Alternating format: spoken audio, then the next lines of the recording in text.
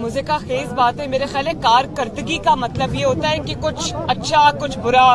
या कुछ अच्छा, इसको तो कारकर्दगी कहना ही नहीं चाहिए, इसको तो तबाही और बर्बादी कहना चाहिए।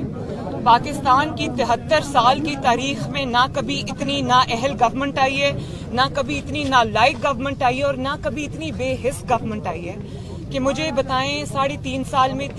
में कभी किसी ने एक दफा भी ये खबर सुनी कि आटा सस्ता हो गया है, चीनी सस्ती हो गई है, पेट्रोल सस्ता हो गया है, या डीजल सस्ता हो गया है, या बिजली के बिल जो है वो कम हो गए हैं, या कोई बेहतरी आई है। लाकानूनियत का आप हाल देखें